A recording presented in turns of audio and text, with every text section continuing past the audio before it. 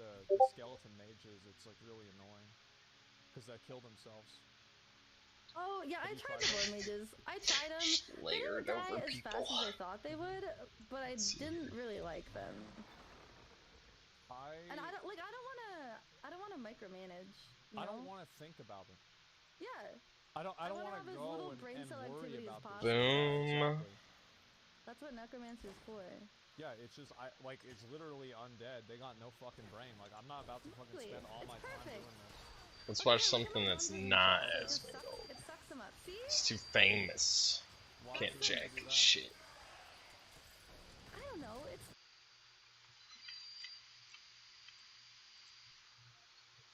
My kyphosis doesn't look so bad right now.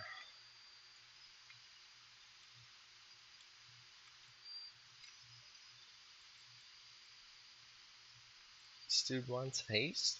What? Got a bar, motherfucker.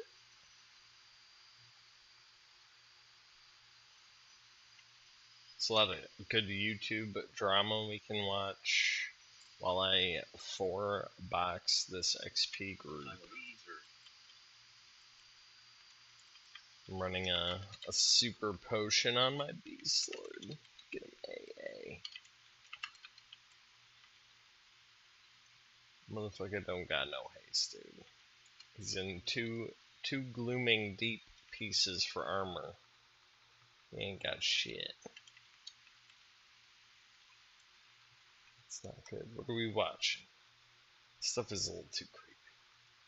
It's too creepy. It's too creepy. The news is too creepy. News is too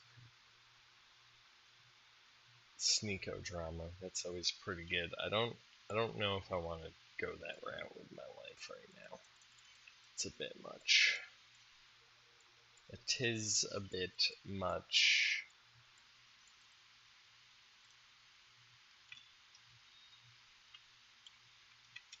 Let's pull. This is getting long. Let's pull a couple more. Let's do this guy.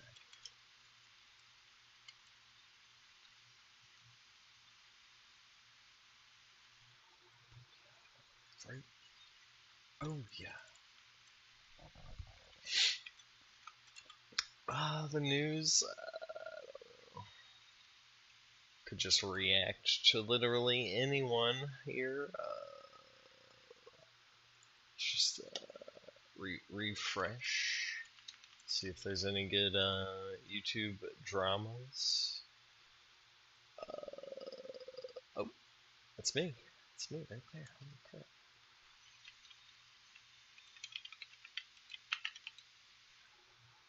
Holy shit, man. It's not good. Oh.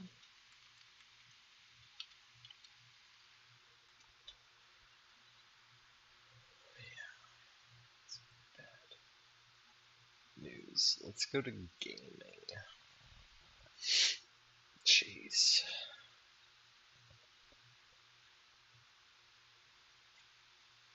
Oh shit. Some drama. The fact that I have to sit here and make a video as someone who's been a member for 12 years to get anyone's attention, to be taken seriously, is crazy to me. I've tried to solve this privately for years. For fucking years. The fact that I care this much and I'm not even a Who is this guy? owner. Everyone has made it very clear that I'm not an owner and I'm not even near any of the top dogs and I don't matter for shit. Who even is that guy? Over and over and over again that I do not mean shit to you all. How are you going to be the biggest organization in the world? Leaders in this scene, pushing this scene forward, pushing this industry forward, leading by example, and you can't even take care of your members that's been in for 12 Don't they years. just make Never t-shirts? claimed to be What on the Apex fuck? Banks, Tempers, Reigns level. Okay? Oh, I shouldn't never train claimed that to guy. be them. I never claimed to be an owner, a leader, any of that sort. Okay, I know my place, and they've made it very sure what my place is. Like, I've never tried to get what they have. I've never tried to be them. Like, trust me, okay? I'm not delusional. It's this leading me on with fake promises, with just lies, and then never owning up to it. Always blaming someone else. Do you want to hear something even crazier? The only contract I've ever had with Faith, guess what contract that is? The only contract I ever had. What's that? Guess. have no idea. The Tfue contract, the only contract I ever had with FaZe. As I was publicly defending FaZe on Twitter, everywhere, about that whole situation. T-shirt company? I was in the same contract. Oh, so, okay, so there's a little bit of context for this. So the what do you want? Right there with Tfue was that Tfue wanted to leave FaZe because FaZe was taking too much of his earnings. Yes, FaZe had him in a contract that 80% of, I don't know if it was his tournament winnings or some element of his revenue went back to FaZe. It was a lot. What she want? So, yeah.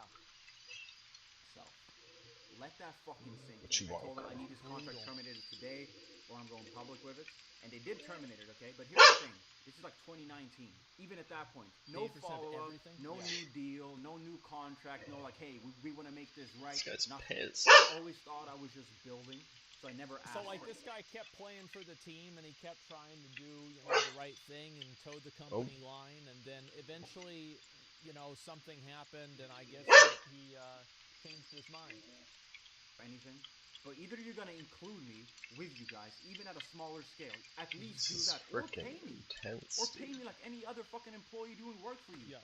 Twice, I did the Champion collab photo shoot, and I have to go out at 7 in the morning to get pictures for the shoot the same day. For free, by the way, while you sell the drop for millions and millions and millions of dollars. You can't even pay me a little bit for the fucking photo shoots. Well, that's why you get paid in advance, man. You don't do shit for free. I just owe you something because it's such a fucking privilege to be in FaZe, right? I've been in this fucking gray zone where, like... I think that this is one of the situations where each one of the individual occurrences is not, like, super bad, but he's been in the org for such a long time, it's probably built up over time. Just walk away? I mean, it's always easier to say what you should do whenever you're not in that situation. What do you want? I'm not the owners of these guys, because, like, no, obviously... Just started XPing, just give me a little bit here. I'm also not getting paid for anything I'm doing. A little bit. Hey, you're a valuable member. Here's a contract. Nah, because it's such a fucking privilege to be in FaZe. I'm so this guy's so mad. I don't like this. So mad.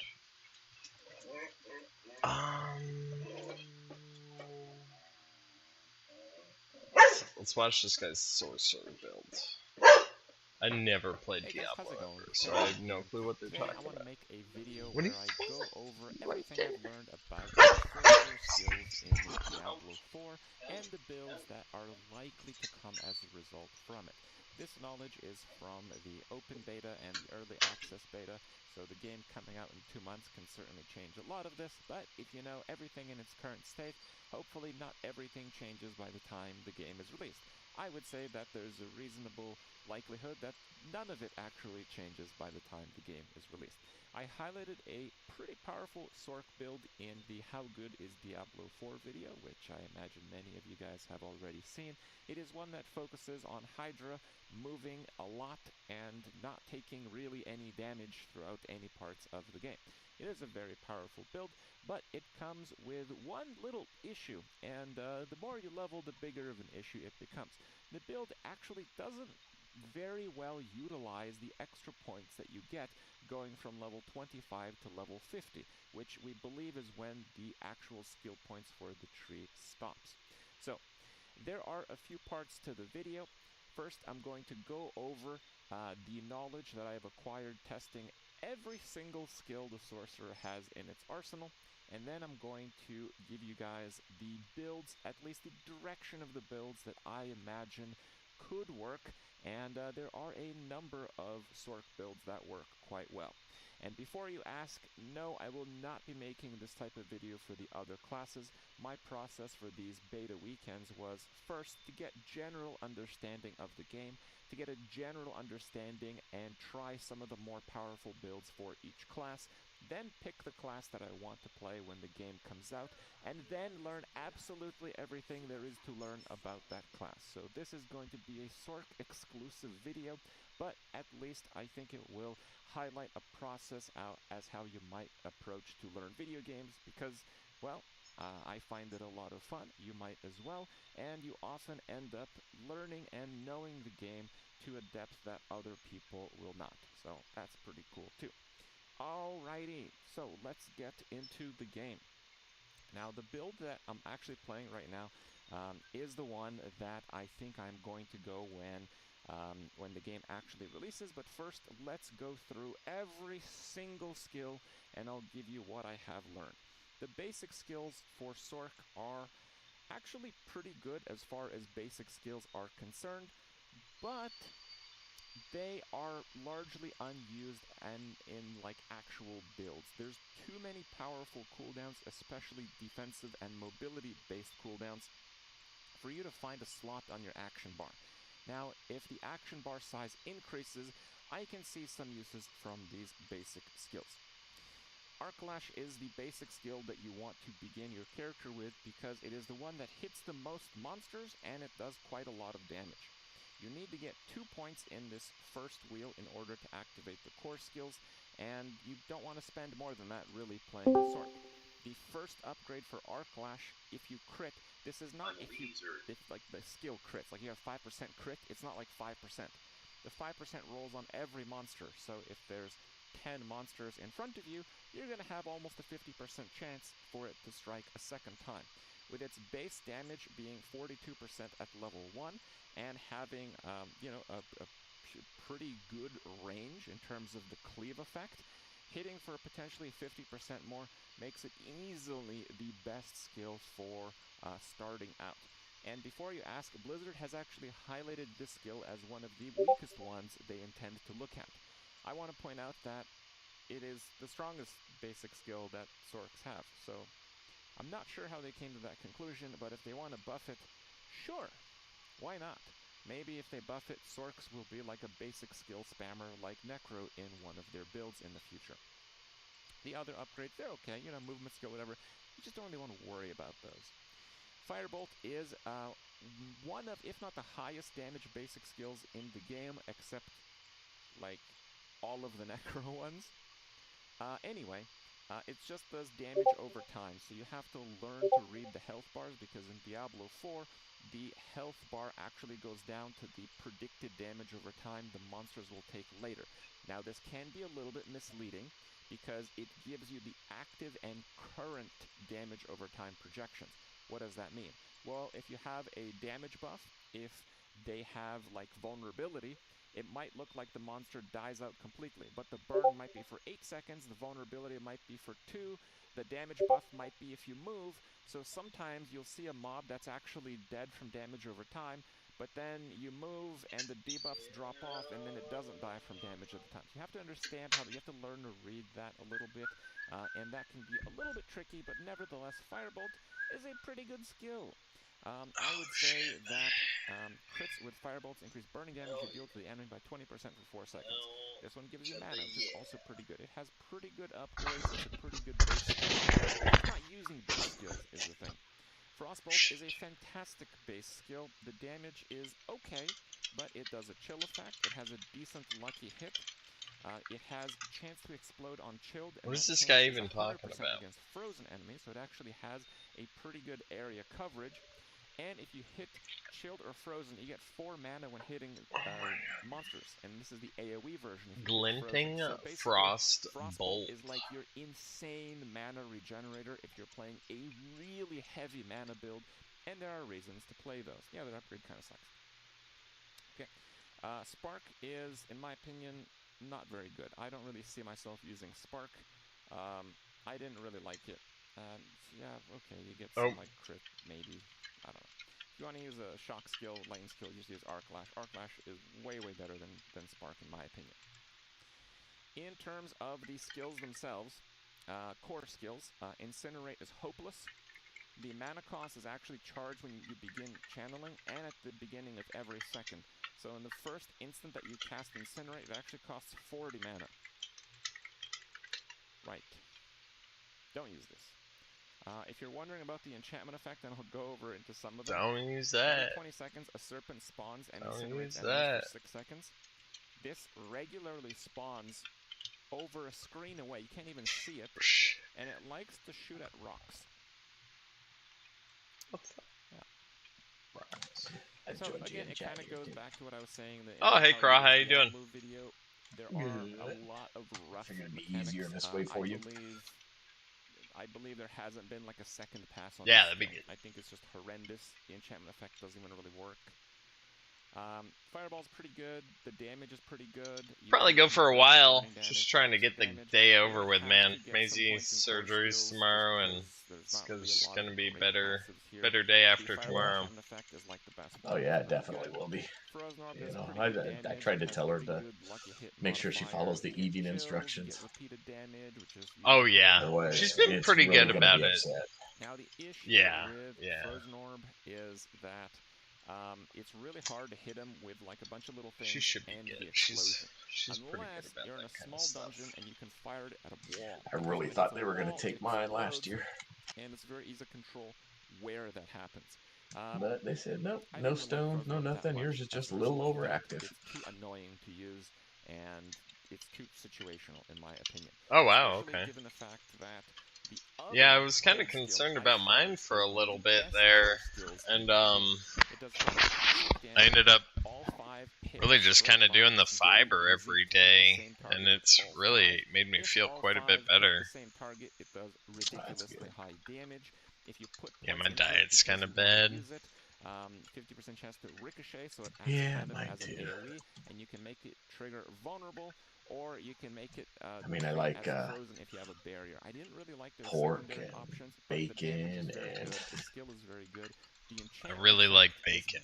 It's hard to not like. Right. Very, very good skill. I don't know if you really want to level with Frost, but maybe. I might try that a little bit later. The passives here are awful. I would never it's all set. I was going to go hit some golf balls with my other brother. Flat all resists, but he chipped his crown fell out this morning. Oh yeah, you were saying that you had to give him a ride to the dentist. Okay, you know. Yeah, it took him there, then went to my therapy appointment, then waited around, picked him up. He's like, nah, I don't want to do it today. I'm like, okay. If there's only one target near you, you shoot it at it, it goes back to your character, and then shoots back out to your target. So it hits multiple times if it's just you. It does ridiculous damage if there's 2 or 3 targets. Because yeah, that's a bitch. I've never had a crown, but my folks, they've had them fall out before. That's not fun. Yeah, I got 3 crowns, all on my molars. Oh damn.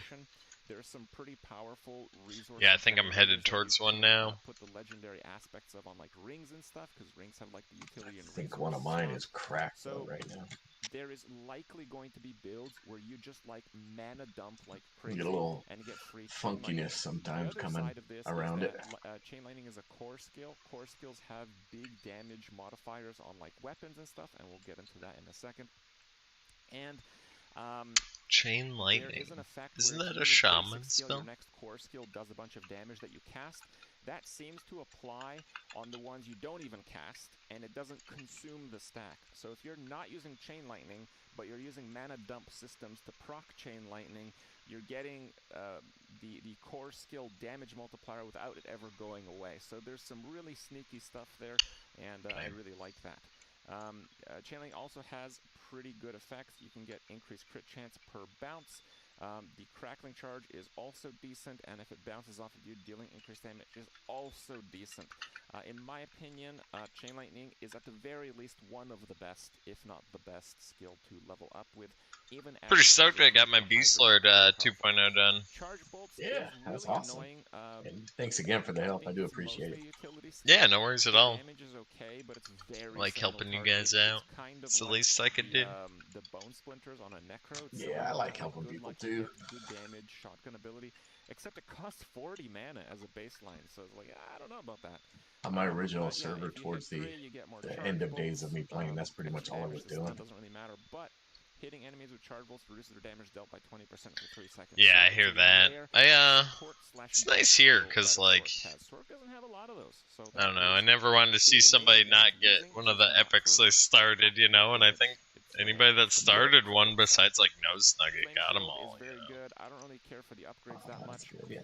Sometimes I feel kind of awkward though, looking for some help because I know this is just a box. You don't really have the option to max out teleport, but I managed to get. I don't want to feel like I'm greedy or anything. And it looks like it goes down. Oh, I like doing the fights. It's fun. Level 5, and after that, it's 0.4. That Karen fight is still kind of tough. Now we're going to get like 10, 11, yeah, he's kind of a bitch. Plus level skills if you focus on that on your gear. And if you get that on a teleport, you're looking at like a 5-second teleport baseline. Cooldown is reduced by 0.5 seconds per enemy hit. After teleporting, you gain 30% damage reduction for 5 seconds. Ridiculous. Teleport is unbelievable. If you want to pull the here, that'd be cool. If you want to move around a little bit. Give you guys a little bit of a demo here. So this is still kind of dumb. Well, I guess east after this one. Widescreen. If you don't play widescreen, you can't even see the other side. Yeah, I had to go up kind of far for these. As you'll see what happens. With teleport, you don't even have to be on the edge of it. You teleport across and have space left over. So this is about 2 regular. We only feed our dog twice a day, once in the morning and once at night. You can teleport with. You can also teleport off ledges, through walls. It's just an unbelievable skill. Also, as I mentioned in a previous Diablo video, if you have the legendary power where you deal increased damage the longer you stand still, teleport does not break this effect. Teleport is not technically moving. Teleport can be used at any time and is instant and is the fastest A to B movement. Well, she gives plenty of handouts during the day. Teleport's time down really, really low. It is unbelievably good. Ice armor is a very good skill. Possibly time is it? Almost 3. Wow. Getting constant barrier through it might make it okay, but it's like the 7th best skill in a lot of my builds. It just doesn't quite make the cut. Sorks just have too many good skills.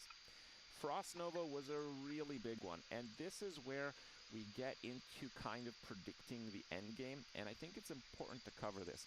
The original Hydra build that I made, it doesn't really account for the type of stats that we my bad. Now are seeing on gear. For example, like a staff, it has vulnerable damage, a massive amount of it. We see basic skill damage, yes, sir. Damage to crowd control enemies, core skill damage, there is crit damage, and I believe there's damage to like close or far. So those are the ones that you can get on a Sork weapon, and oh god. You can get damage to burning enemies on a barbarian weapon. Don't ask me why that is. And a few others for some of the others that are actually pretty nice. But you can't increase conjuration damage. Okay, there's no conjuration damage. Now this is like my character. This is my well gear character.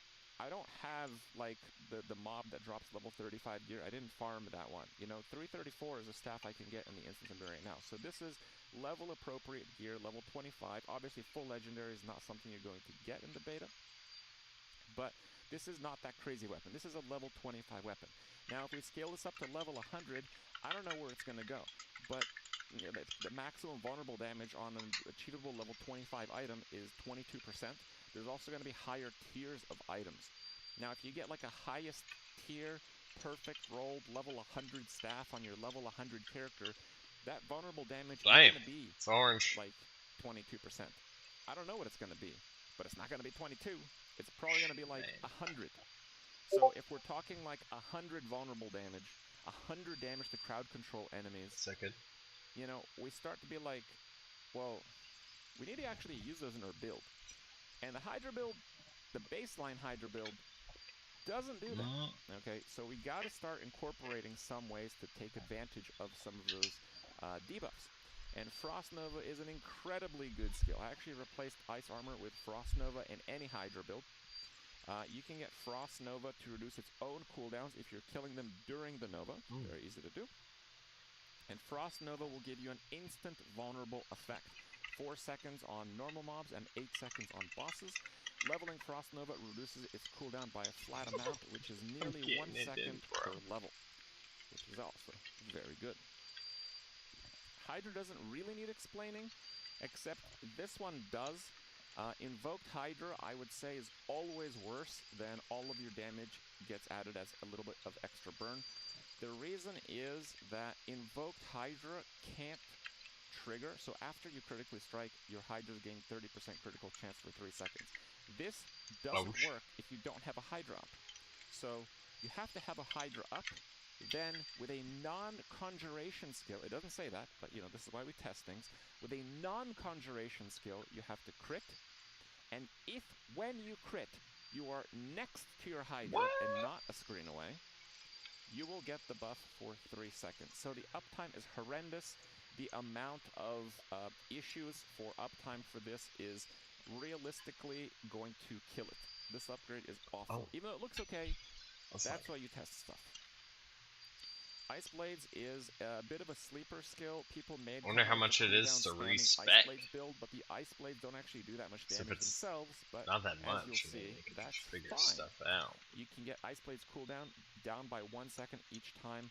It's vulnerable. Got spun around a couple of times there. And it can trigger vulnerability happens. itself. And half of its cooldown reduction is applied to all of your other skills. Not like one is reduced by like half a second. All of them are reduced by half a second. So you want to have cooldown skills, but that's fine because cooldown skills give baby. Cooldown skills include teleport, which you can probably spam if you use this appropriately. Very nice.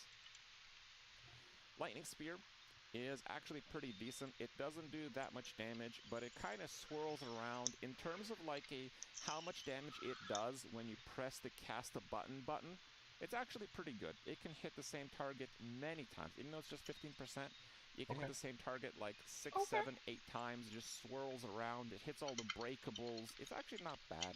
I wouldn't say it's good, but it's not bad. You deal 1% increased damage for each active conjuration. So normally you'd have full uptime on 1 Hydra, 2 if you have the legendary power. Maybe you have like half uptime on an Ice Blade, and maybe you have like half uptime on a Lightning Spear. So it doesn't look very good, but more about that later. Blizzard is actually a very good mastery skill. It chills. If you cast it over 50 mana, would they make it bad? Duration by 4 seconds. So it's 12 seconds that it lasts, and it increases the damage accordingly. The damage overall is very good if you can keep them in the Blizzard. Increased damage to Frozen. Blizzards themselves will actually chain, chill, and freeze as well. Very, very good. The enchantment effect is not increased by 4 seconds because you are not the one casting it. The Blizzard is formed over you. Okay, so the enchantment effect's not very good. I tried making Meteor work. Meteor is a terrible skill. The enchantment effect is awful. I would say you can completely forget about Meteor. Firewall is an interesting one. It is the main source of damage over time. Damn. It is a highest scaling one. Damn. At level 1, it'll do 160. And then enemies take 25% increased burning while standing in firewall. So, you know, now we're looking at a 200% skill at level 1. For 28 mana, 30 I believe, because I have a little mana discount. And enemies continue burning for 3 seconds after leaving Firewall. So after the Firewall escapes, I think it'll actually do another 3 seconds. So it's another, God, I'm so beefy. Like almost a 300% skill. It's actually pretty good. It's pretty good. Back to 100% like AA. Gotta die a little more. Ball and just kind of zap stuff around it. I wasn't able to do very well with it, but I imagine if you have really high crit, the enchantment effect starts to be relevant. These shock passives are actually pretty good. Stun, mana from Crackling Energy. The mana cycling is going to be pretty powerful with Chain Lightning. These Frost passives are pretty good. The barrier duration is probably going to be picked up by every single build. Instant freeze on lucky hit. Additional chill. If you're cold, maybe you consider getting that. We're getting a cold front. The ultimate skills, you only get 1. Deep Freeze, in my opinion, is the best one because it can be used anytime. It gives you invulnerable for 4 seconds, but it really feels like 6, and then everything around you is frozen, so it really feels like 10. You also get a barrier that lasts for 6 seconds afterwards, so it's, you know, we're starting to get into the territory of like the 12 to 14 seconds invincibility / near invincibility. And then when Deep Freeze ends, and you can cancel it.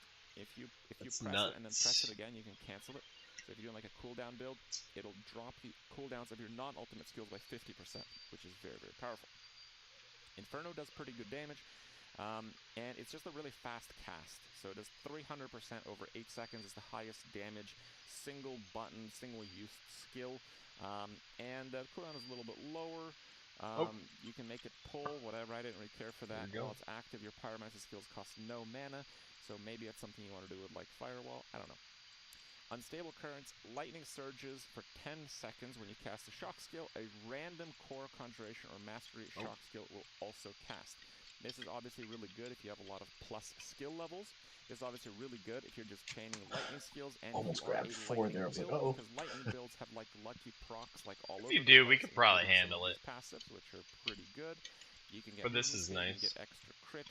You can get stun, and you can get like damage on stun. Every time you stun an enemy, you deal lightning damage to them. These cold passives are pretty good. I don't really like elite-specific damage because elites does not include bosses, it does not include normal mobs, and it does not include players. So maybe this is needed, maybe higher difficulty levels are filled with elites, but you know, as far as we know, maybe not. Damage to Chilled and Frozen is very good. Some vulnerable cold damage, lucky hits mana, it's okay. Increased cold damage to vulnerable. Cold actually has pretty good vulnerable options. Now, these fire passives are the worst. They're just the worst. They suck. After killing an enemy, increase your mana regeneration by 10% for 3 seconds. Oh. After staining steel for 1.5 seconds, your pyromancy skill costs less mana. Right. Every 1 second, you heal for maximum life for each nearby burning enemy. I gotta start looking at the AA path for the monk here. You literally don't take damage, though. And you deal increased burning damage to enemies for each second they remain burning up to 5% after 5 seconds. Holy moly, that is the crappiest one. So damn. These are horrible. Again, the balancing is very bizarre. And again, this is why the pure Hydra build I highlighted as my beta build doesn't really scale to high level very well, because it doesn't crowd control, so it doesn't utilize the highly scaled stats on gear. It doesn't vulnerable easily, so it doesn't really scale the vulnerability damage stat on gear. And from like the 30 extra skill points that we would be getting leveling our characters to 50 and completing the different, you know, repertoire, whatever things in the map, well, you're not really going to use those very well either, because the fire passives kind of suck. The mastery skills for fire, well, they also kind of suck. So, how big are these and trees? If you look over here, your burning effects deal 2% increased damage per unique source of burning you've applied to the enemy. If it's burning from 3 or more sources, this bonus is doubled. I don't fully grasp this, and we can't test this because this requires about level 30. Is each individual Hydra applying its own individual burn? I don't know. The way the Firewall enchantment works, each time the enemy takes burning damage, so the way burning works is, if you do 10 different hits and all of them proc burn, all of that adds up. Each of those are kind of individual burn, but they kind of get into one big number, and then the enemy takes burning damage once a second. So the enchantment for Firewall is when they take burning damage. Okay, so that is going to take on average 20 seconds per mob. You're going to get that effect, which is, it's okay actually, it's not bad. But how does combustion work with that? What is a unique source of burning? I don't know. You can get crit damage and crit with fire skills, which I think is actually pretty good, not amazing. Avalanche. This is, in my opinion, the best ultimate passive, and you can only have one of these. See, when you hover over it, it X's the other ones. Your Frost skills have up to 10% chance to make your next cast of Ice Shards, Frozen Orb, or Blizzard consume no mana, and deal 40% increased damage, and this chance is doubled against vulnerable. And Frost has a lot of vulnerable. 20% lucky hit proc. That's pretty good. And there's a legendary power to make this work on an extra cast. Grab a little more. I believe you put that in your weapon. 2 extra casts. Don't quote me on that. After freeze expires, enemies explode for 25% of damage you dealt to them while frozen. I don't think that's very good, but who knows? Maybe density is crazy at high tiers. The second best passive is Ver's Mastery. Close enemies take increased damage from shock skills and deal 20% less damage to you. Critical strikes increase these bonuses by 25%. So you're looking at a 25% less damage. Sorry, I was just opening up these bags of weed so they could get some air going into them for a little bit. Really good. I would say that you can use this on any build. There's a good chance I will use this as fire/cold, even though it's only really buffing your shock skills. The damage from enemies close to you is very powerful. Crackling energy synergies. I haven't really gone super crazy with the crackling energy mechanics. Crackling energy is like your character has lightning and like zaps stuff around it. There's a few other mechanics that kind of tag onto it, like mana recovery and whatnot on the skill tree, and there are a few legendary powers that also interact with it. It looks pretty gimmicky at level 25, but it could be one of those mechanics that you kind of need a certain threshold to really, you know, go super crazy. Now that we are accustomed with the skills, I do want to talk about some of the enchantment effects really briefly. I almost got concerned there for a second when that other group just ran through. I thought was really good. Direct damage from up to an additional 23%. And they went up north, so I was looking at Hydra. Hydra does like 50 at like level 8. So if I get 23 of that, it's like a 40% damage boost, right? Because it's not a lucky hit. Wrong. The up to actually means that it scales off of your lucky hit. Yes. And Hydra, while it has a seemingly high lucky hit chance of 72, that 72 nobody wants to watch EQ, man. When you cast Hydra, so we'll give them what they want, and I'll play the EQ. heads for the entire duration hit the same target, the combined chance of lucky hit is 72. This seems to be the case for minions and like temporary minions. It's not the case for actual skills. With Arc Lash, you use it once, it's a 32. For most multi-hit skills like Ice Shards, 26%. No, that's 26 per each of the 5. So Hydra is actually one of the worst, if not the worst skills for lucky hit, despite the tooltip indicating that it's great for it. If you use Hydra with a Firebolt enchantment at level 25, the target will actually take less than 1 burning damage until like the 3rd Hydra hitting it. And that's because it doesn't even do 1 damage. I'm reviewing D4. I've never played Diablo before. Like 3 times, the burns I'm learning it before I can buy it. You can visibly see it. I swear. Like 1. And then 2. Usually that's where it stops because that's when the target dies. So another kind of I want to see more gameplay, dude. What the fuck is Hydra this shit? build that I mentioned, while Fireball is still a fantastic one to put in your slots. If you're playing hardcore, maybe you get the immunity cheat death proc every 2 minutes from Flame Shield, so that might work out. But other than that, the enchantments don't really work. So the pure Hydra build really does actually fail to scale in the endgame. A few notable ones, I mentioned Ice Shards is amazing as a skill and an enchantment effect, and that is a pretty big bonus because a lot of the enchantment effects scale off of the skill, so it makes sense to dump a bunch of points in them. Chain Lightning is unbelievably good. Again, it's a very good skill, and its own enchantment is very good. The Frost Nova one requires a little bit of testing, but if you have a lot of conjurations, it seems to actually proc a free Frost Nova, and Frost Nova is a very powerful effect overall. Replacing your dodge with teleport is surprisingly decent because if you're playing a cooldown reduction build, the cooldown reduction actually starts to apply to your dodge.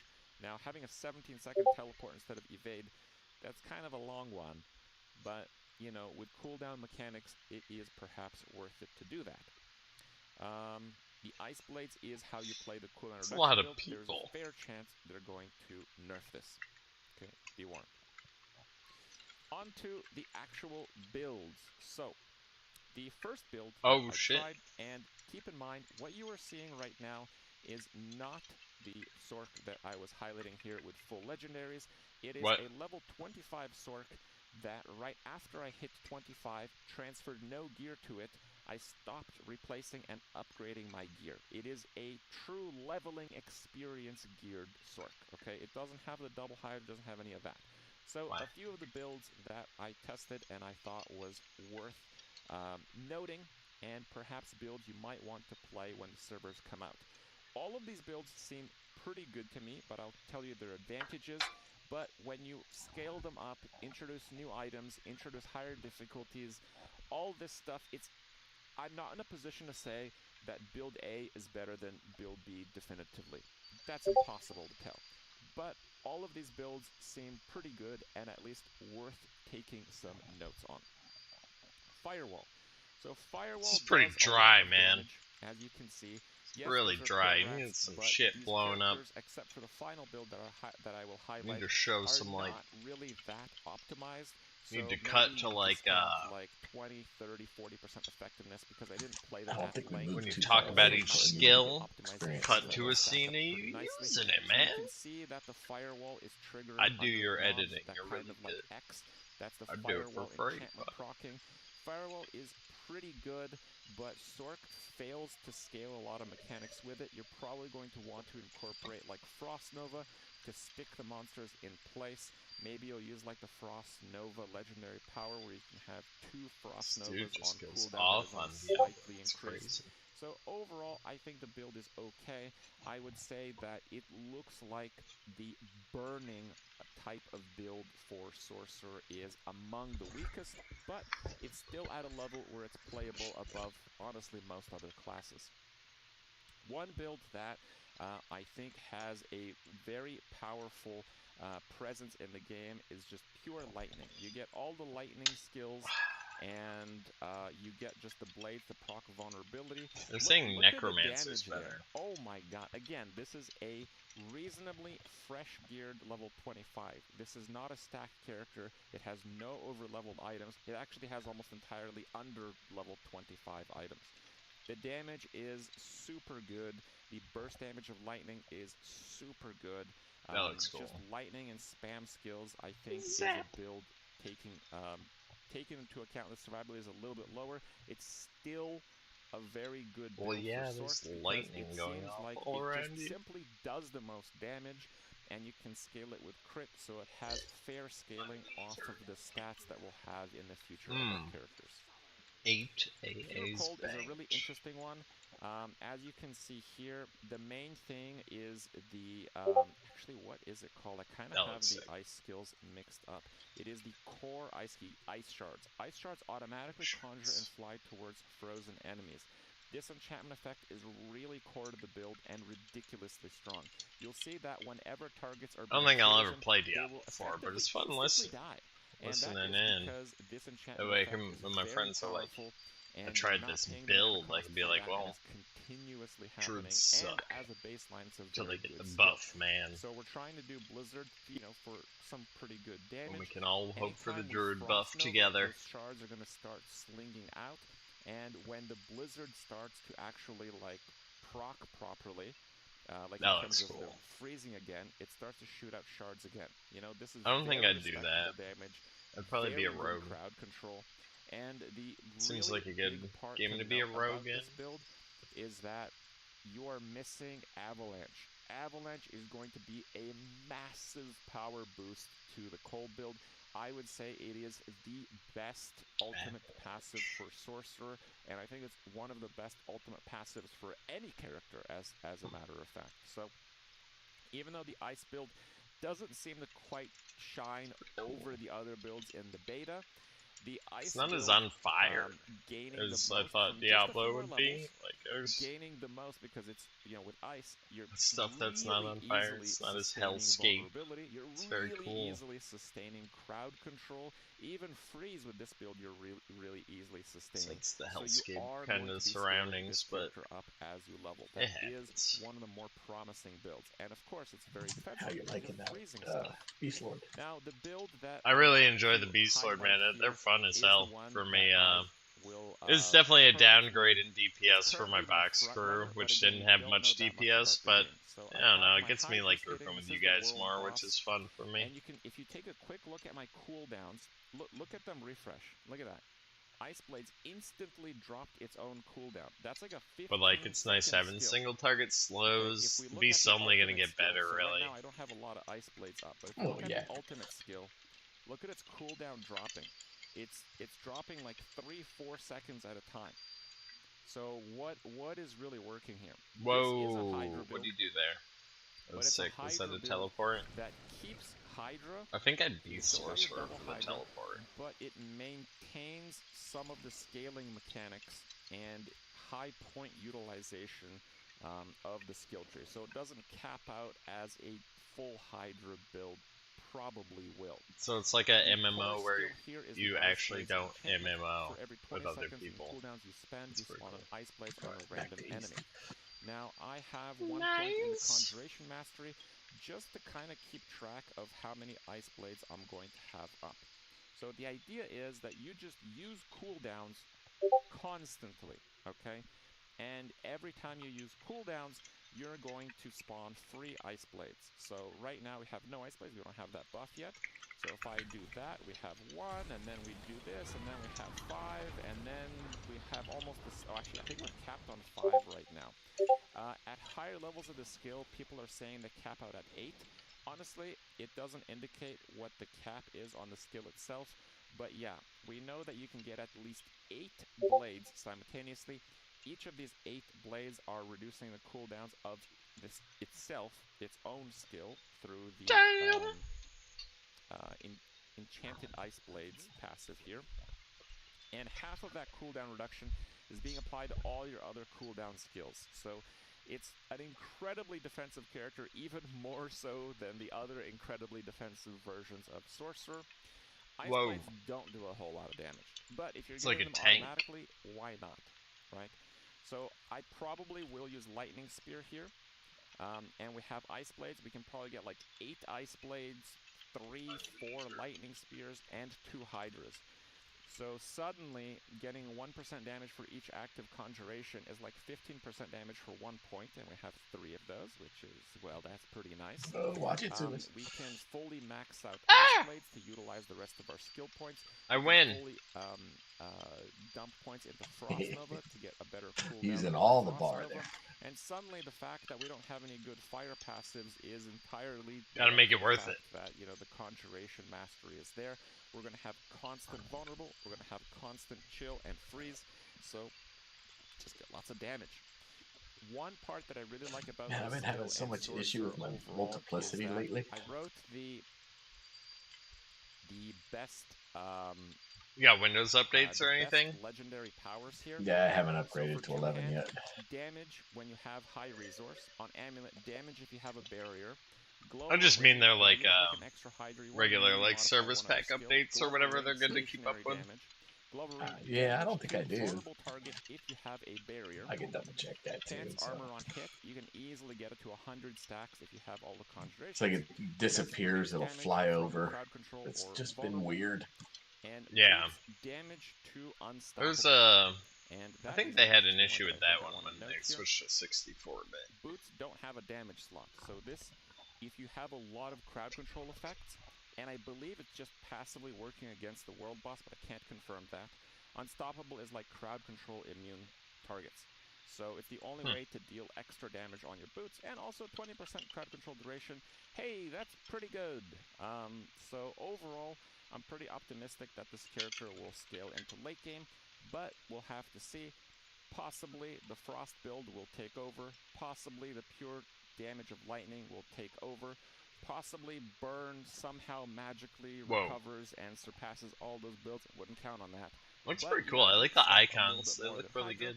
And I hope you guys have enjoyed what I have learned. Put this knowledge to use. And dude, this guy learned a lot. I'm gonna like and sub. I'll just like it. I don't want to get spammed with Diablo shit. How it is used and which build it good work, sir. That's an A+ in my book. Hey, one person's watching. That's good. Probably reckless. It's like, dude, go back to the Diablo reviews. We'll see what we got here. We'll see what we got. Nope. Oh, Diablo 4 Rogue. Oh, shit. Come on, see that. Let's do the rogue. It's time. Rogue. So I go with this one here. Is that it's an archer? I'm done with this. Alright, this just looks like a.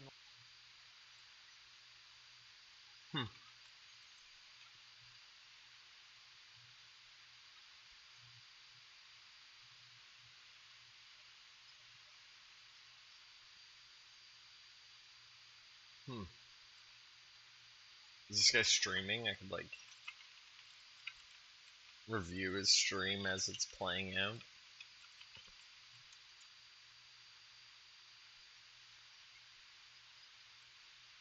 Whoa. Let's see what's going on.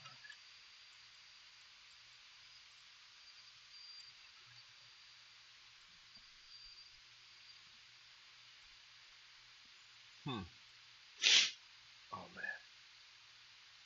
Let's watch some shit. I don't know. Oh. Let's see why WoW can't get new players. After my video about coming back to retail, I saw some of your comments about how bad the leveling experience can be. And spending a bit more time in-game, I had an idea. I want to experience this game from a brand new player's perspective. So that's what I'm going to do. About WoW. Let's go back to the Diablo shit. It's so juicy. It's so trending.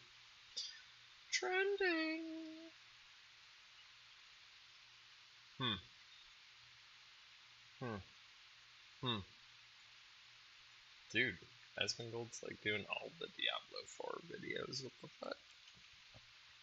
It's crazy. It's crazy, man. They're like all of them. It's nuts. Lengthy review. Who's this guy? Is that the Let's have a chat about meme guy? Diablo 4. So, overall, I rated it a 5.5 out of 10. I turned too fast and almost spun off. You could rate it a 10 out of 10. You could rate it a 1 out of 10. All of that is totally valid. It's crazy, because it's subjective. Everybody gets to rate it however they like. Am I crazy? Am I only rating it that because it's not Diablo 2? It's a nice two-hander for sure. I like it. I'm rating it that because that is how I felt coming out of the which one is it? Now, of course, there's a couple the Fajor It's only a beta, Llama. That was a 10 out of 10 beta. But for me, this beta really just felt like it was supposed to be just a stress test on the servers and maybe checking a couple small things. For the most part, this seems close to what the full game is really going to be. At the same time, this is what they chose to show us. Why is it even multiplayer? Doesn't seem like you need other people. Dungeons, and only 3 of those dungeons had actual uniqueness to them, and those were the story dungeons.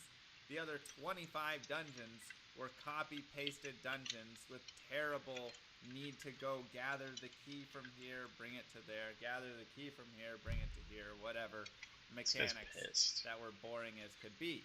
Now, whenever I go in on the dungeons, everybody says, but you've done 1,000 Pindle runs before, and that was fine.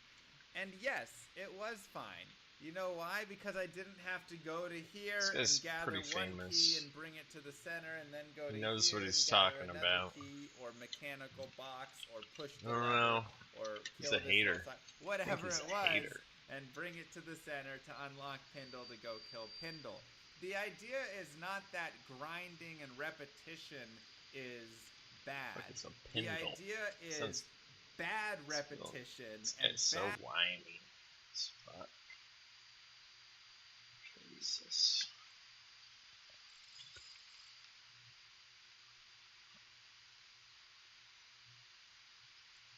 Let's watch the Scotty J video. A couple of months back, I was doing weekly blog updates, just talking to you about what I've been doing in game, sometimes what I've been doing out of game, and I pretty much just stopped. Some of you have asked when the next one's going to be, and the next one's going to be now. The reason I've not bothered doing one for a while is because, really, I'm just doing the same as what everyone else is doing, just raiding Ulduar and that's about it. Well, that was about it until about a week ago. So now I've got something interesting to share. I'm going to talk to you about what I've been doing on Classic, which is actually quite extensive because I'm raiding on multiple characters across multiple regions now as well. And as I've mentioned in multiple videos, I've actually been getting ready for Kata as well. And loads of you are instantly like, oh, Cataclysm, that's when I quit, or Cataclysm's not coming. We'll see. We'll start with Classic and then we'll move on to Cataclysm. But before we actually start with Classic, I want to give you a bit of a channel update, really, which is going to take all of 20 seconds because there's only really one thing changing over the next, I don't know, 2 to 3 months. And that's here on the main channel. I'm actually going to start putting out more non-WoW content. So as you know, or as many of you may know, I'm really excited for Ashes of Creation.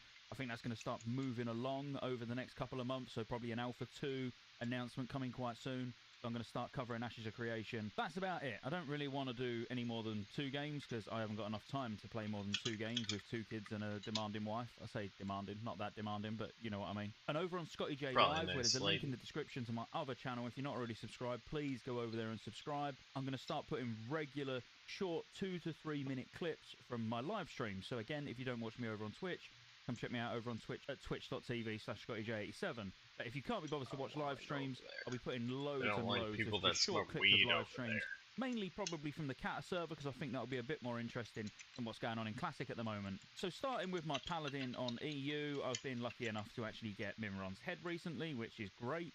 Gear-wise, not a lot's changed really, because I've passed pretty much everything, because I've got mostly 10-man hard mode items. So when 25-man hard mode items drop, I tend to just pass it to somebody it's a bigger upgrade for. I did get the 10-man shield last week, which was nice, just because I've been using the same old voice of reason since Phase 2 launched. And I suppose the big one is I'm done with Valinir. So I literally got the very last fragment from Yogg last week, which was painful. Could have just got that one from Vezax instead, so I could have then gone on to Yogg and got Valinir, but instead, no, it's made me wait an entire reset. On Wednesday, so tomorrow at the time of recording, getting Valinir, so that's ticked off. Mimron's head, Valinir, pretty well geared. Probably leave the Paladin and just disband the guild. I sense danger. But mainly because I'm getting Valinir this week, I didn't see the point of having a ret spec anymore because I'm definitely not going to be the healer that they're going to let flex the DPS. So I've actually gone back to prot. I'm going to tank a 10-man tonight. At least you start with aggro. Tier 7 World Tour just for lols. But I have actually been missing tanking. My tanking gear is not particularly impressive. I've just literally picked up whatever I can from emblems. That's pretty good. Just the odd off-spec piece here and there. But again, I've been passing all tanking gear purely because anytime we dropped a healer, it was normally me. Like, for example, on Hodir 25, if we needed to drop a healer or 2, I would go ret. But now I'm going to use Valinir. It makes sense that the other Paladin goes ret because, well, why waste that legendary? Outside of that, there's not really a lot to talk about. Achievement-wise, I've not got anything particularly impressive recently. I suppose he feeds on your tiers. If you count Algalon 10-man one-shot with no one dying is impressive, but it's probably not nowadays. And quite honestly, outside of raiding on the Paladin, I don't do anything anymore. So staying with Classic, this has actually been my new little project where I leveled a Shadow Priest, or well, just a Priest. I mean, I've gone Shadow, but I did level it originally to be a healer on Mankrik. So yes, if you've seen me around on Mankrik and you've wondered if that person whose name is Scotty J is actually me, it is actually me. And I've been raiding with a great bunch of guys in the guild, A Sense of Purpose. Now, for those of you who know Classic Go or even Mincy, they both raid in this guild, and that was what obviously got me wanting to come over and raid with those guys, because I raid with Mincy in EU, who's a rogue. He streams Mincy TV on Twitch, and Classic Go is obviously a boomy/druid lover, so obviously gonna get on well with him. I've killed everything with him other than Yogg 0, so killed Algalon, done all hard modes, done all hard mode 10-mans, everything on 10-man completely. And the gear's coming boring. Along. I've only actually had this priest for about 2 resets. I think this is actually the 3rd reset this week. The gear's looking pretty good. It's like better gear than my main already. I've got a few sort of 10-man hard mode items. The thing that's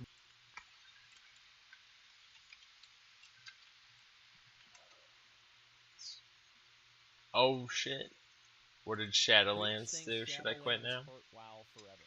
There's a part of me that agrees with this. No major bugs been announced this patch yet. I'll tell you one thing though. I'd love to gauge your thoughts on this. I got a little impression based on chat. I don't think many of you guys give a single fuck about World of Warcraft anymore. Would that be? I think that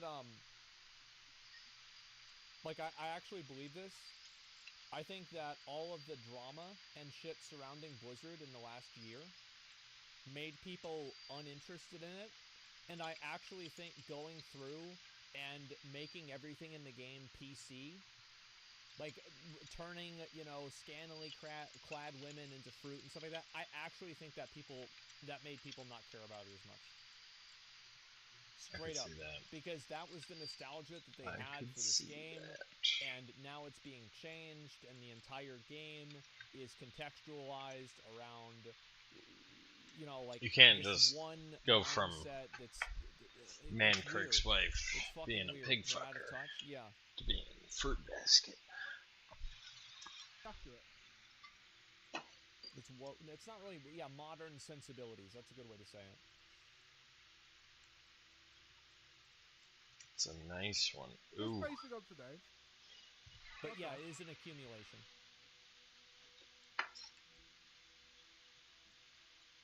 Oh god, it's so juicy. Kind of. Yeah, just noticing. I mean, I'd have a good time with this patch. I really want to finish out the vault and see what it does. It's fucking annoying. Something for my repertoire for the future. It's fucking annoying. So we're still gonna play it. I already play WoW in my off time. Play in my evenings when I get a chance to.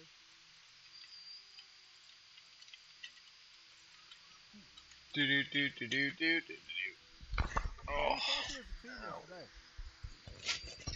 That shit hurts, man. That wasn't yesterday, day before.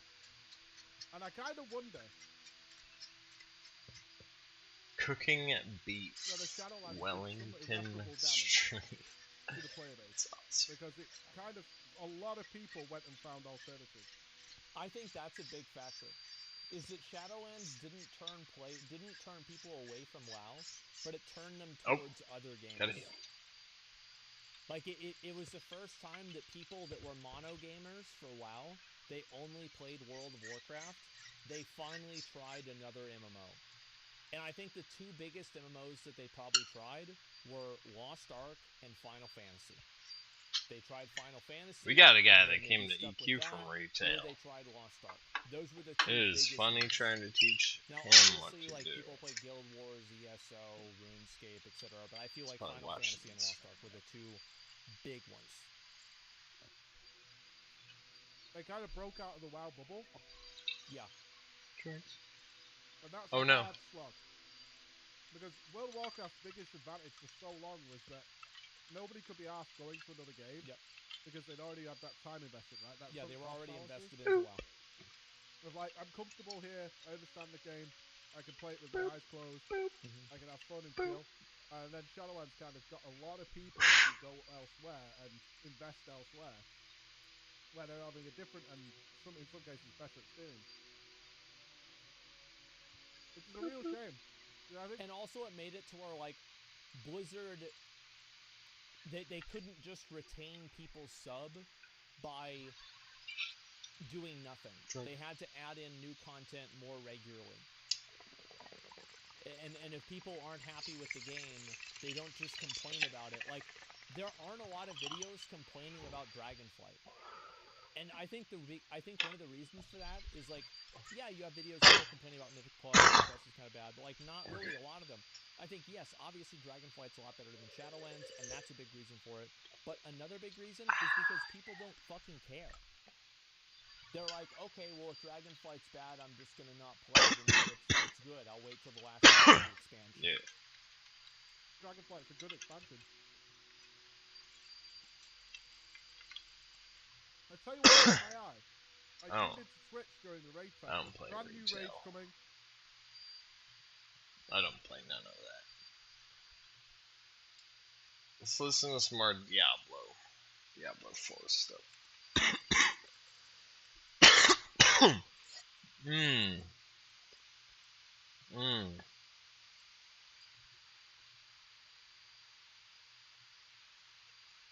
Oh shit. I'm sure we all know that playing a beta for an exciting new game that isn't properly released just yet is pretty awesome, and it's definitely easy to get lost just having a good experience, but the I had a lot of fun playing the beta is to stress test the servers, and get some real-time feedback from players themselves. Sometimes there are some glaring issues with the game present in the beta, and the developers don't listen to the community, which results in a horrible launch experience. But that doesn't seem to be the case for Diablo 4, as the developers from Blizzard have already outlined key areas that they are going to improve before the full game has released. So in today's video, we're going to go through all of these things that Blizzard are changing and the feedback that they have responded to. We definitely experienced a few things that we want changed in the full game, but it'd be nice to know, what do you think needs changing from the beta to the full game of Diablo 4? Could it be class balancing, a mechanic of your favorite class, or certain activities just being boring? Let us know in the comments down below. And you can support us and this video by clicking like too, and subscribe so you don't miss out on all of the gaming news updates from us here on the channel. Oh, you get mounts. Changes. Personally, I really enjoyed the dungeon experience in Diablo 4. I don't like how you can't use WASD to move. That's why I didn't buy it. Such as ones where a bunch of mobs spawned and it became quite a hectic, chaotic experience, but I'm sure that isn't for everyone's preference, because one of the main points of the feedback for Blizzard during the beta was that the dungeons did feel a bit samey, and to be honest, many of them were. On top of this, there was quite a lot of backtracking in the dungeons to pick up quest objectives. I just don't want to burn out my mounts, man. Diablo 4's game director Joe Shelley has said that in the final game, can't imagine how much my mouse is now after inflation. But he also pointed out that in the beta, we are only seeing about 20% of the overworld. In the full game, there will be much more variety to the dungeons, and once players complete the campaign, they will get access to Nightmare dungeons, which have modifiers via a sigil system, which could definitely spice things up. Next up, they touched on the secret mobs within the game. One of the funnest things in the beta have definitely been the secret mobs that have a chance to appear in dungeon runs. In the beta, players were able to experience both the Treasure Goblin and also the Butcher boss, with the Butcher being a big hit amongst players. Joe Shelley actually did speak about this, and he said, haha, he is kind of a reverse Treasure Goblin, yes. One of the things that can be really fun is changing up your player's goals at any given moment. The Treasure Goblin does that by running off with a pile of loot that you want, so you're likely to opt to go into extra danger to get it, while the Butcher does this by ambushing you and creating a situation where you're more likely to run and potentially run into other dangers or navigate under pressure. So, broadly speaking, in Diablo 4, we're looking for ways to add that kind of gameplay that changes the player's experience on the fly. Personally speaking, we didn't actually get the Butcher to spawn in the early access beta, so if you guys have any cheeky tips for forcing this guy to spawn, do let us know, because we farmed dungeons back to back and we never encountered him. They have also touched on queue times. This is something that definitely had an impact on the last beta, with long server queues and crashes on day one. Blizzard have made some fixes to the queue system to reduce the queue times overall, and to also correctly reflect where the player is in the queue. If you were in the early access beta as soon as it launched, then you knew that the queue times were super long and the stability of the game wasn't too great at that time. We were actually able to get into the beta straight away, but then we were promptly kicked out of the game, and then we had a queue that was about 3 or 4 hours long. Well, Blizzard is making some fixes to the queue system so this doesn't happen in the full game, and some of these fixes have already been deployed and are listed in the patch notes, such as fixed an issue where the queue timer would not display a time despite the player still being in the queue, and addressed issues that would result in improved queue times. Talking about waiting, they have also fixed an issue with the world boss spawn timer. The timers didn't actually that's what Big sent me. time when they were meant to in the closed early access beta. It's like on the first ever world boss spawn, we were left waiting for about 30 minutes after the go live time just to be able to fight the boss. So we're super happy to hear that this was fixed. On top of all of this, they also touched on class buffs. The boss? The biggest focus for many players during the beta is, of course, to test out the classes and find out which one best suits them and how viable the builds are for each class. A common point of feedback across the internet is that in the early access beta, people felt the Barbarian didn't feel very strong. If you watched our impressions video on Diablo 4, then you know that we personally didn't experience this as a problem, as it felt pretty strong to us once we got to level 25 with a nice build going. But Joe Shelley has addressed these concerns by saying, we don't want a player who creates a Barbarian to feel weak at low levels, so we need to balance the class so that their strength at the end game is realized in that they are powerful, but without making the game unfair at lower levels. So from the sounds of it, it looks like the developers feel that the Barbarian may be weaker in the early game and really shine during the late game. Especially when at late game, the Barbarian can have up to 4 weapon slots at another rank, meaning you can use quite a few legendary perks at the same time on Barbarian at higher levels. In addition to this, a lot of people had a blast playing the Sorcerer, but some of the abilities will be buffed to be more in line with the others, as currently based on feedback in the early game, the lightning-focused abilities aren't quite as hard-hitting as the frost abilities on the Sorceress. Here's what the developers had to say about the Sorceress. The team reckons that a frost build for the Sorceress is really strong, though some of the lightning-focused abilities don't quite stack up. It's nice to see some of the major points of feedback being listened to and hopefully actioned, as they are 100% things that need to be improved within the game. But that being said, we don't have the full experience, so these things could just be non-issues. Yeah, I wish I had an audio trigger that let me know when I got low on HP so I knew when to heal myself. You can only really do it with the warrior, though. Fun game, from at least what we have played. But only time will tell if this is the real deal, and we're yet to see what the end game experience is like on each class, so again, we'll have to wait and see. So what do you think of all of this feedback from the developers? And are there any other particular balance changes that you wish to see from the beta to the full game? Tell us in the comments down below. And the two videos on screen now, we think you'll really enjoy if you did enjoy this one. Of course, you don't have to if you don't want to, but if you did enjoy this... Oh, they do it. Guys, we're playing the Diablo open beta. The new classes, Druid and Necromancer. I'm joined with 2-6 on Necromancer. I'm playing Druid. We've maxed our levels out. We've both got a pretty spicy build, which you can check on the channel if you haven't already. And we are about to fight the world boss. 2-6, are you ready? Yeah, I feel like I'm gonna get ruined because my Berserker was doing bits. Barbarian. Well, you were new last time. That was your first ever time playing a Diablo game. Now you got some experience. You're playing a juiced up class Necromancer, and a lot of people. Is that because of the enrage that they get? I'm gonna show you guys the. Yeah, the Berserker Frenzy gives out like a line that you can make an audio trigger. It's really nice. If you guys enjoy this kind of stuff, hit that like button. It really does help support us. It goes into the YouTube algorithm, you know, all that kind of stuff. But let's take on this world boss, shall we? 3, 2, 1. Whoa! Let me in. Oh shit, that's cool. Oh dang. What's that guy? Are they dueling you? Alright, I'm going straight in for some big beats. I think it's got a lot of HP. Whoa! One shot right off the bat. Grab the second one, sorry. These monsters love turning. It's all good.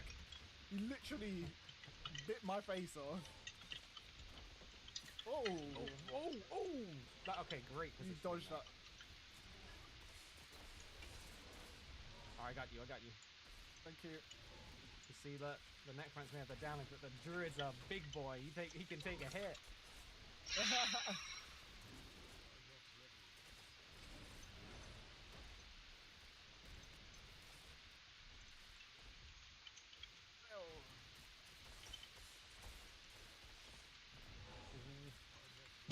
Didn't stop singing. Like, oh my gosh. You just swiped like 3 Thank you. I don't know whether I should stay under his legs or just far out as a... Stay far out, but only when you see him spin, go to the legs. Sitting there going, why am I not swinging fast? Like now, is it now? Or you can just run away, like whatever works for you. Oh, I have to redo his aura too. Run away, it was easier.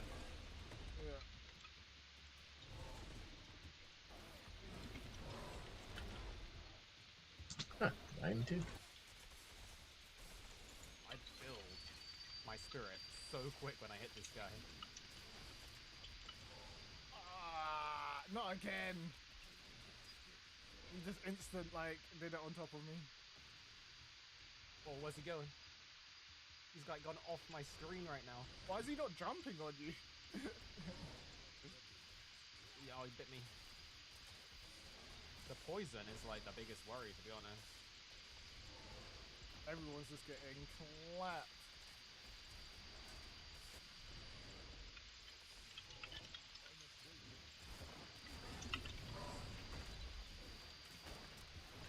Sick. Right, I'm gonna try and keep my damage up time now.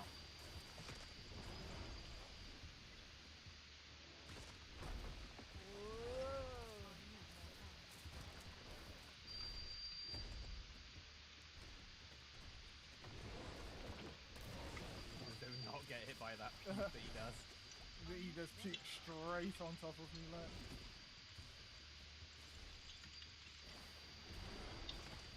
I need him to spawn some. Oh! Oh, I went to go res the people. Come on.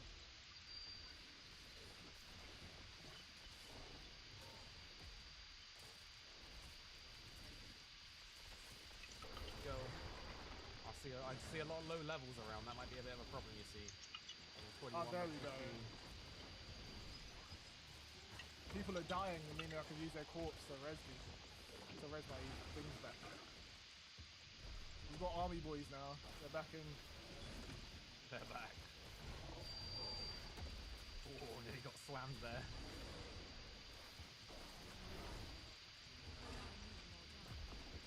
I can stand like super far away, but I don't feel like. Actually, no, I'm getting the same amount of damage. I'm good. I can actually stand. Oof. Yo, I just see damage numbers like 300, 300, 300, 500, 200. The lightning bolts are nuts on this.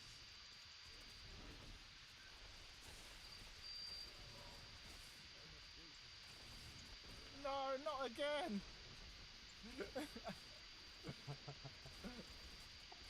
I'll come and save you. I'm so glad he didn't just keep me then. He always starts it on top of me.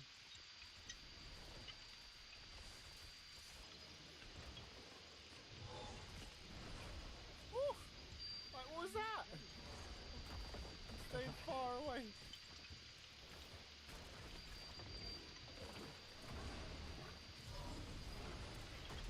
Oh, I just jumped into his AoE, but I had a barrier up, and so I took no damage. Watch out for the back slam. So yeah, he started doing his double slam, which does that backwards attack too. And that one is the one I have to watch out for.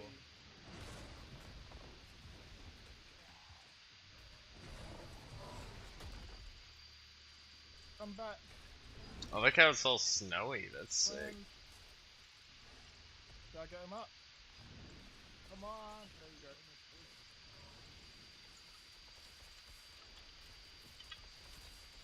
It's halfway.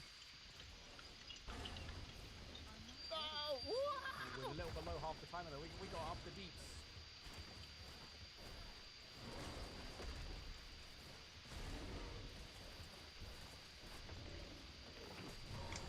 Need a couple minute AFK after this.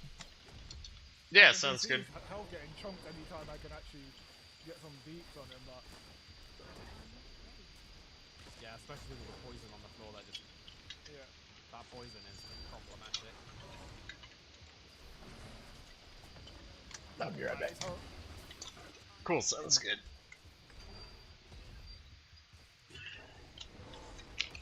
Ooh, I was right on the edge of that, and it still hit me.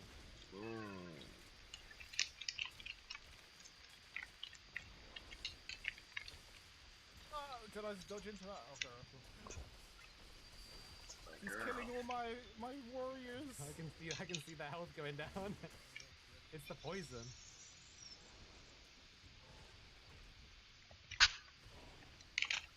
Oh my gosh! Oh my gosh! I just nearly died. That was the closest I've been to death. There is not that many of us. This is a tragedy. You might need to come down here and hit me with that res. I got you. Thank you.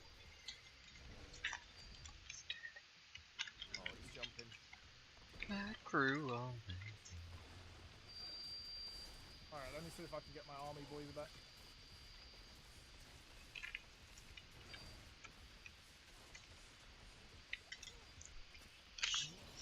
I'm gonna res these two guys.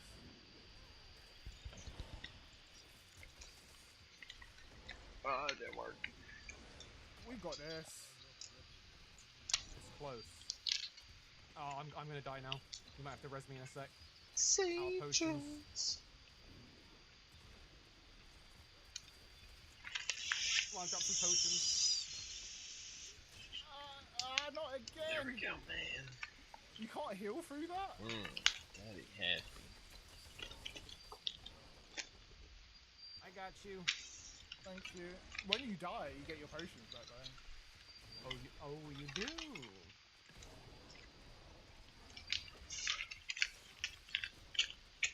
I'll fill back up anyway. I'm all good now.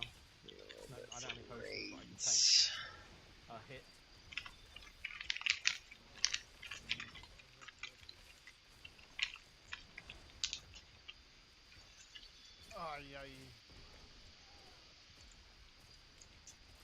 poison this guy up. Got a couple pots. Come on, do the sweep. Let's go back in. Okay, he's chomping me. I've used all my potions again. Didn't have my dodge out. I'm running back. Oh, yeah, you tried it. Starting to smell real. There we go. Full army boys are here. Beautiful coloring. Man. He loves it. Okay, he's hard focusing me right now. He does not like you.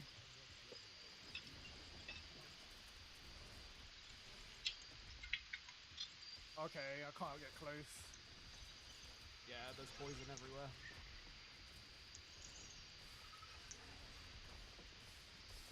Oh, that was close. Oh. Hey, I can do some damage. Stop jumping away. Oh no, he jumped right in. I look sick, so this is what everybody was doing over the weekend. Damn. There we go, yeah, do the rake, do the rake. No, don't jump away, I just did all my cooldowns. There we go. This is good deeps now, this is good deeps. Keep it up, keep it up.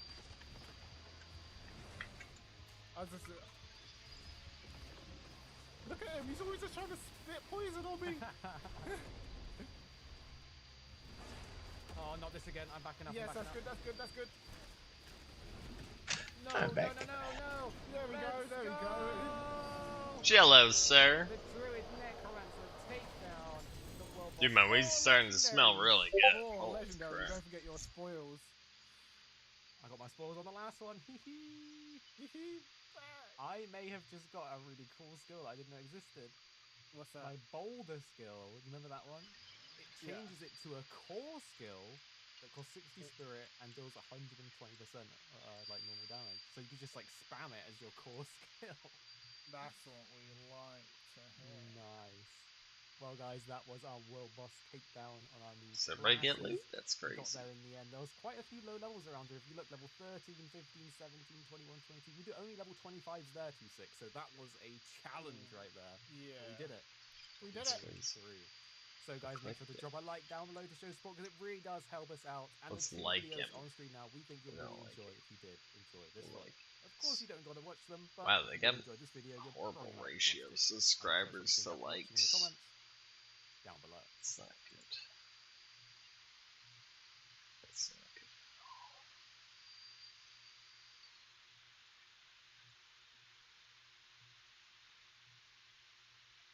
It's so cool. I tried to work.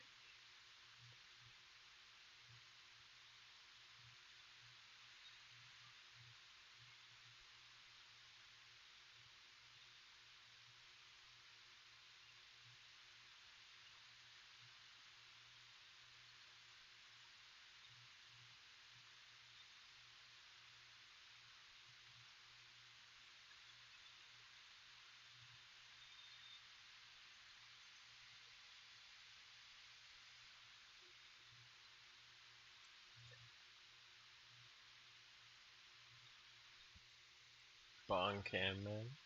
That's awesome. I just keep going in and out of focus. That's great. Oh god. Good product placement. Hey. I like that angle.